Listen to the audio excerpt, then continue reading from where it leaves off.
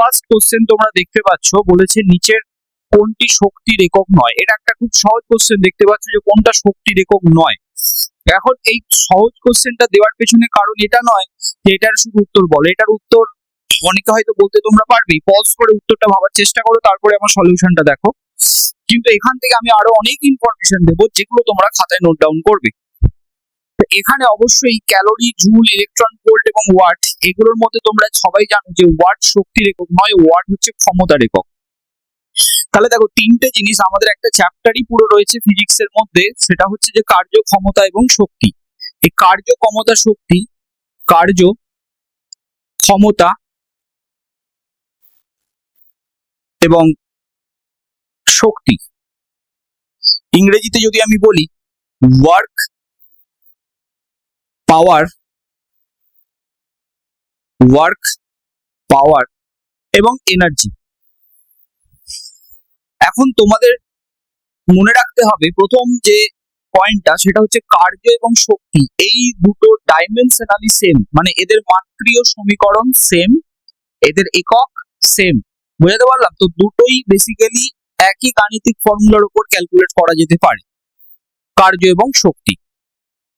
But কার্য বা শক্তি দুটোকেই যদি আমরা টাইম দিয়ে ভাগ করি, মানে একক সময়ে কতটা কার্য বা একক সময়ে কতটা শক্তির ব্যয় হলো, দ্যাট ইজ ক্ষমতা বা পাওয়ার। ওকে, আমরা এখানে লিখতে পারি যে ওয়ার্ক ডিভাইডেড বাই টাইম অথবা এনার্জি ডিভাইডেড বাই টাইম, এটাকে আমরা বলছি ক্ষমতা। আবার যদি ক্ষমতা থেকে শক্তি পেতে হয়, তাহলে তোমরা বুঝতেই পারছো যে শক্তি এনার্জি ইকুয়ালস টু তোমার ক্ষমতা ইনটু টাইম করলে, ক্ষমতা ইনটু টাইম করে দিলেই আমরা কি পেয়ে যাবো? আমরা পেয়ে যাবো শক্তি। বুঝাতে পারলাম? শক্তি বা ক্ষমতা, মানে এখানে আমরা পাওয়ার লিখে দিই, সব থেকে বেটার, কারণ ওখানে আমরা ওয়ার্ককে ডাব্লিউ যেহেতু লিখেছি, আমি পাওয়ার লিখে দিই।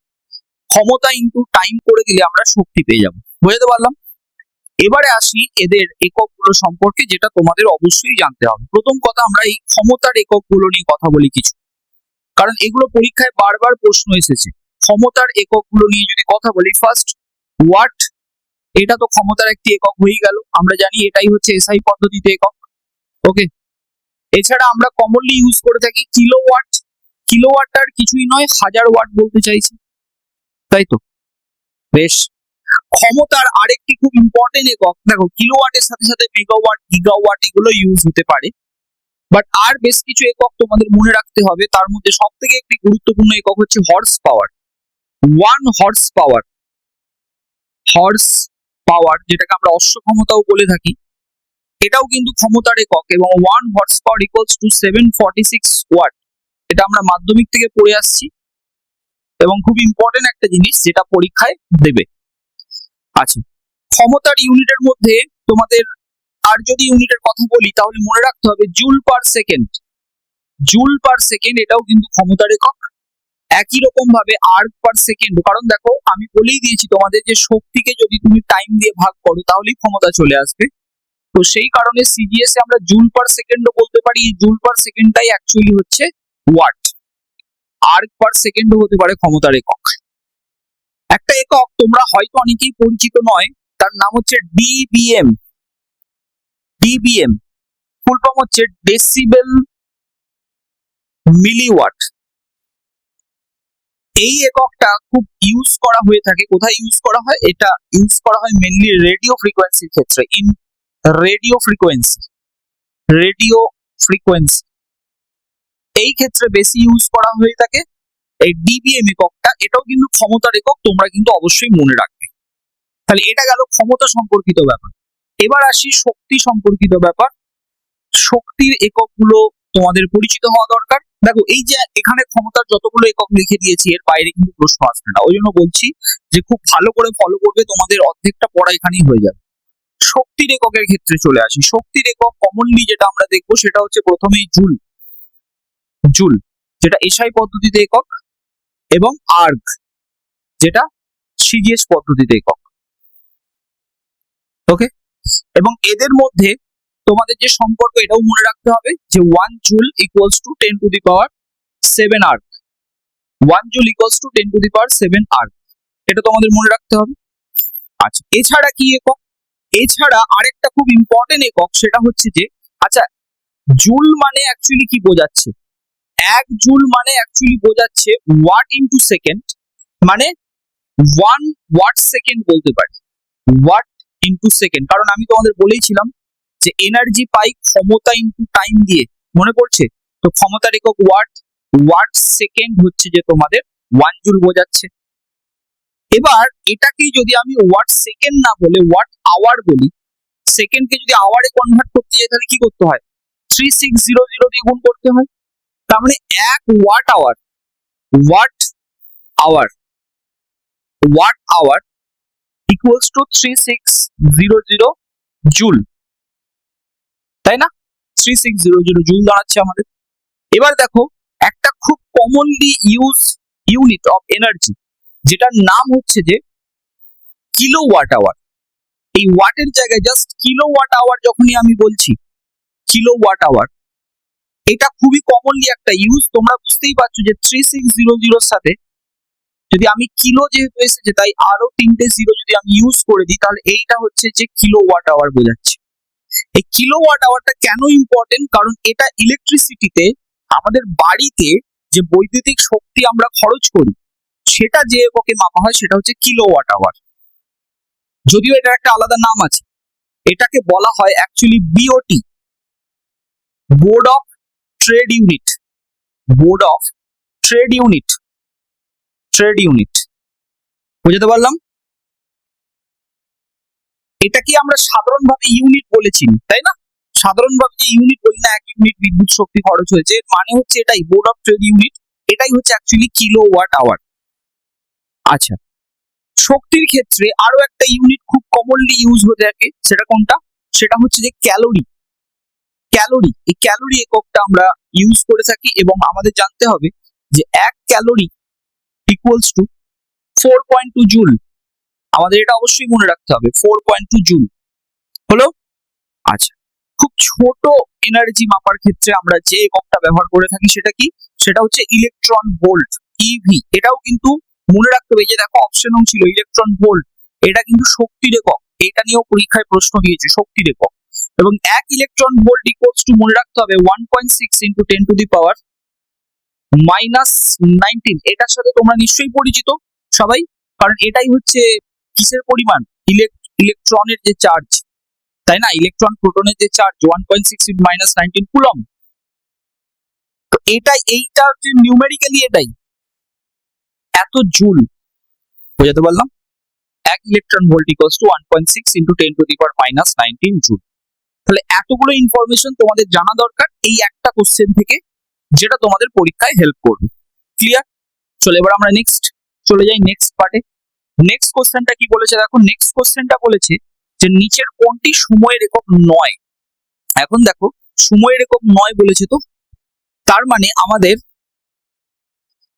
একটা জিনিস বুঝবো, এখানে যে সময়ের এককগুলো, যেখানে যে এককগুলো দেওয়া আছে তার মধ্যে 3টে সময়ের একক একটা নয়। কোনটা নয় আমাদের ধরতে হবে।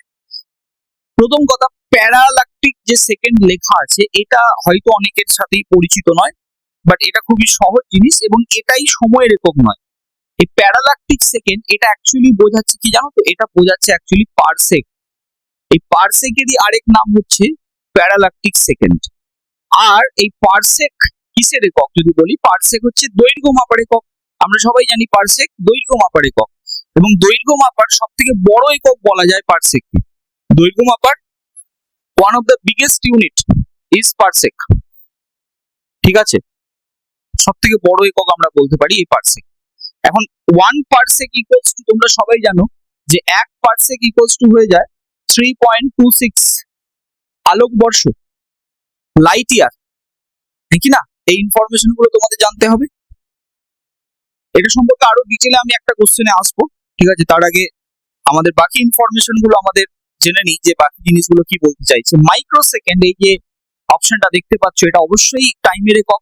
1 মাইক্রো সেকেন্ড। আমরা মাইক্রো কথাটা যেখানেই পাবে, এই এই এই তোমার যে গ্রাফিক্স গুলো আছে, এগুলো তোমাদের অবশ্যই জানতে হবে।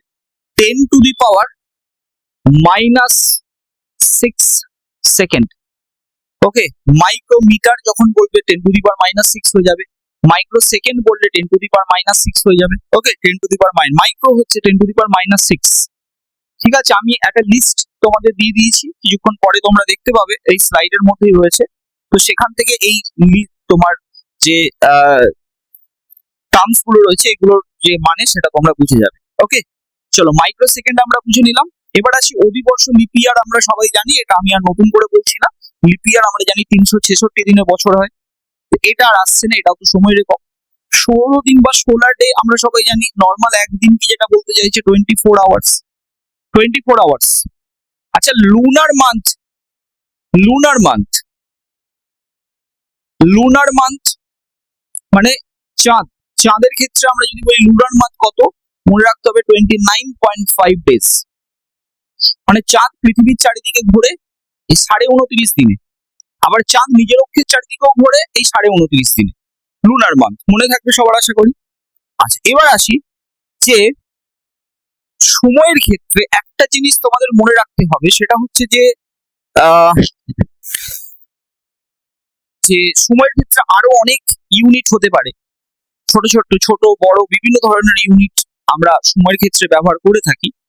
তার মধ্যে সব থেকে ছোট ইউনিট যদি বলে থাকি, smallest unit of time, smallest unit of time, of time যদি বলি, তাহলে সেটা কি? এখনো অব্দি প্র্যাকটিক্যালি যেটা করা গেছে সেটা হচ্ছে জেপ্টো সেকেন্ড।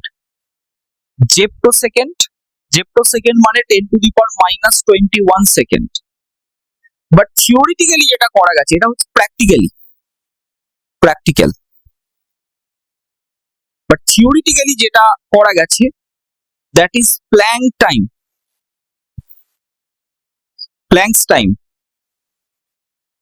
10⁻⁻43 সেকেন্ড। যদি অপশনে প্ল্যাঙ্কস টাইম থাকে এটাই কি করবে, থিওরিটিক্যাল।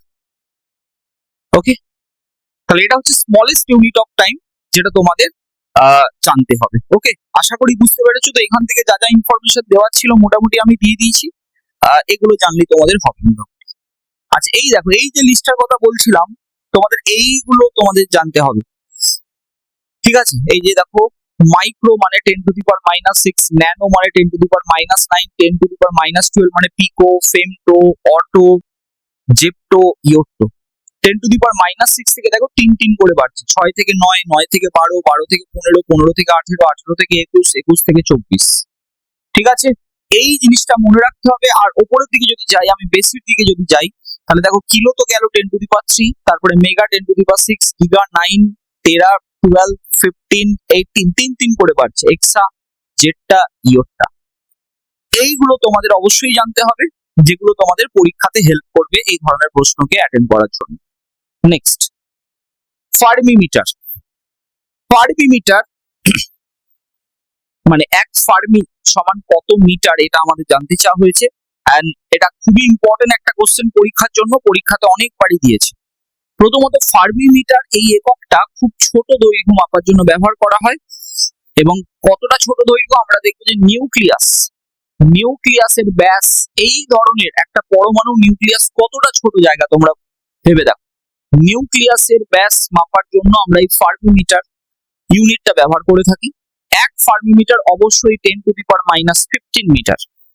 ওকে, আচ্ছা, এই ফার্মিমিটারের থেকে একটু বড় আমরা যদি নেক্সট ইউনিট অফ তোমার দৈর্ঘ্য মাপার যে নেক্সট একক যদি বলে থাকি, তাহলে সেটা হচ্ছে যে পিকোমিটার। এই পিকোমিটারটাও ছোট দৈর্ঘ্য মাপার জন্য ব্যবহার করা হয়ে থাকে।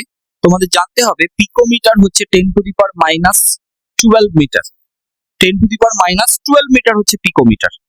ওকে, আচ্ছা, যেটা খুব কমনলি ইউজ হয় সেরকমই এই পিকোমিটারটা মেনলি ইউজ করা হয় সাব অ্যাটমিক পার্টিকেল।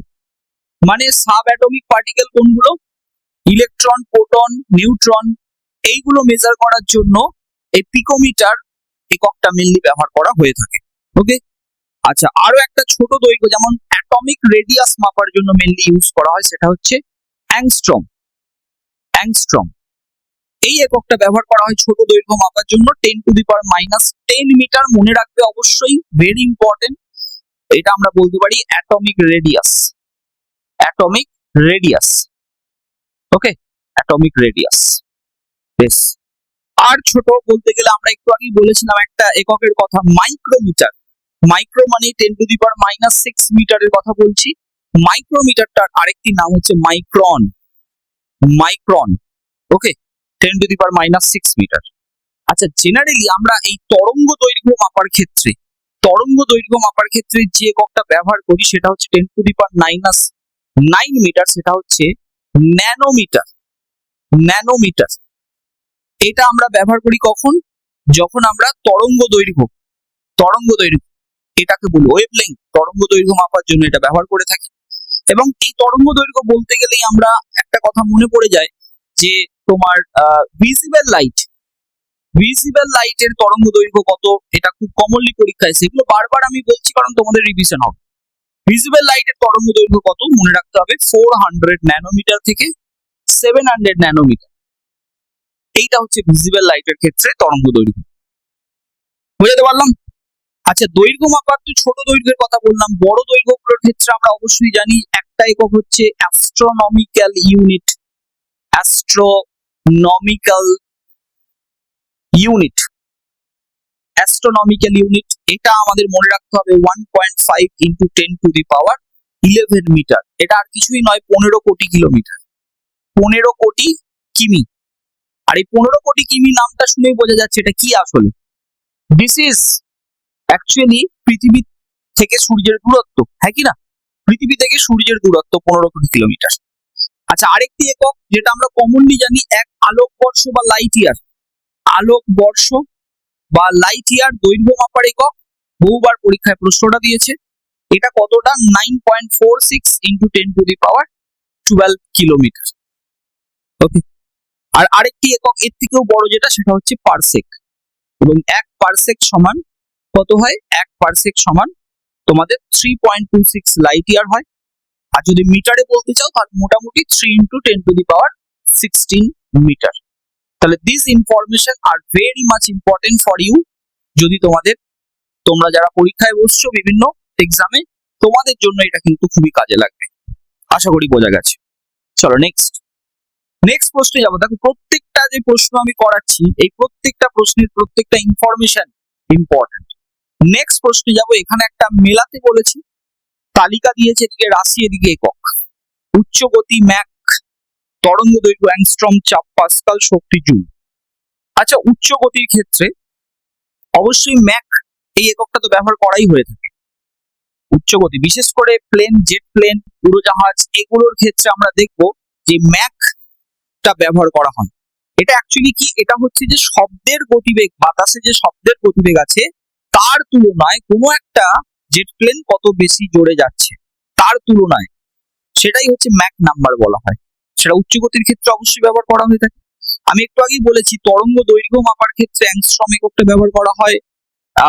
বিশেষ করে যেটা ব্যবহার করা হয় সেটা হচ্ছে ন্যানোমিটার। অ্যাংস্ট্রম এককও ব্যবহার করা হয়ে থাকে। তাহলে অবশ্যই তরঙ্গ দৈর্ঘ্য আমরা ন্যানোমিটার, অ্যাংস্ট্রম পাবো, কারণ এখানে ন্যানোমিটার তো আর কোনো অপশন দেখতে পাচ্ছি না। চাপ পাস্কাল এককে পরিমাপ করা হয়, এটা আমরা সবাই জানি। পাস্কাল একজন বিজ্ঞানীর নাম, তার নামই এই চাপের এককটা হয়েছে পাস্কাল। এবং শক্তির কথা আমি বহুবার বলেছি, জুল একক রয়েছে শক্তি এবং কার্য দুটোর ক্ষেত্রেই জুল একক আমরা দেখতে পাবো। সো এখানে একদম পুরোপুরি ঠিকঠাকই আছে। 1 2 3 4 is the answer, option D. সবার বোঝা গেছে আশা করি। তারপর নেক্সট, ইয়ং গুণাঙ্কের এসআই একক কি? ইয়ং গুণাঙ্কের এসআই একক, আচ্ছা আমি বলে দিই যে আজকের ক্লাসে এটাই আমার লাস্ট কোশ্চেন, ঠিক আছে? তোমাদের সাথে দেখা হচ্ছে নেক্সট ক্লাসেও আমরা এরপর থেকে দেখো, আমি মোটামুটি চেষ্টা করছি তোমাদেরকে যে প্রশ্নগুলো দেওয়ার, যাতে একটা পার্টিকুলার টপিকের ওপরই তোমরা ফোকাস রেখে ওখান থেকে যা যা ইনফরমেশন জানা দরকার সেগুলো তোমরা জানতে পারো, ঠিক আছে? তো ক্লাসগুলো তোমরা কন্টিনিউ করতে থাকো, পরের ভিডিওতে তোমরা নেক্সট প্রশ্নগুলোর যে ইনফরমেশন সেগুলো তোমরা জানতে পারো। চলো নেক্সট, ইয়ং গুণাঙ্কের এসআই একক কি? নাও, ইয়ং গুণাঙ্ক যখনই বলছি তখন আমাদের মনে রাখতে হবে যে এটা কোন টপিকের কোশ্চেন। এটা হচ্ছে স্থিতিস্থাপকতা বলে একটি চ্যাপ্টার রয়েছে, তার কোশ্চেন। স্থিতিস্থাপকতায় ইয়ং গুণাঙ্ক ব্যাপারটা রয়েছে। ইয়ং গুণাঙ্কের যে আরেক নাম, সেই ইয়ং গুণাঙ্কের আরেক নাম হচ্ছে modulus of elasticity. Modulus of elasticity, এটাই হচ্ছে আমাদের ইয়ং মডুলাস বা ইয়ং গুণাঙ্ক আমরা বলে থাকি। যে কোনো গুণাঙ্ক মানেই বোঝাচ্ছে পীড়ন বাই বিকৃতি, পীড়ন বাই বিকৃতি। আমি যদি ইংরেজিতে বলি, পীড়ন ইংরেজি হচ্ছে স্ট্রেস এবং বিকৃতি ইংরেজি হচ্ছে স্ট্রেন। বিকৃতি মানে কি বোঝায়?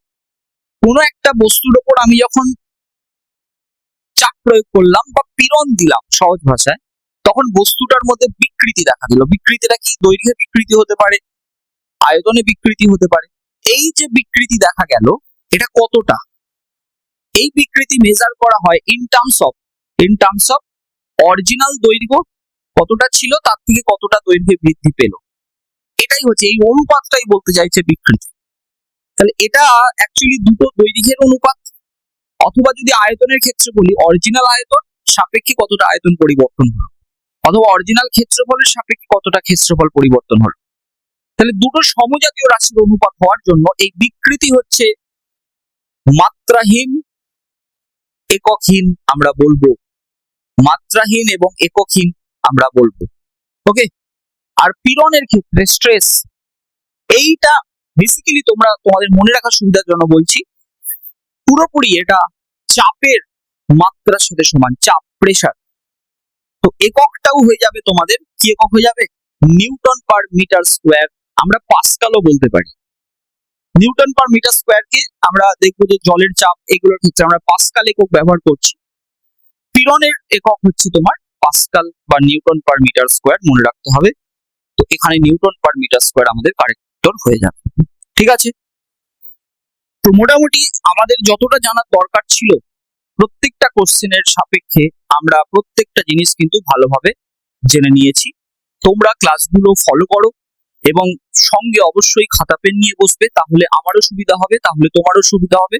জিনিসগুলোকে নোট ডাউন করে যদি রাখো এবং পরপর যদি ক্লাসগুলো করতে থাকো, তাহলে তোমাদের সায়েন্স নিয়ে কিন্তু কোনো আর চিন্তা থাকবে না। Thank you everyone.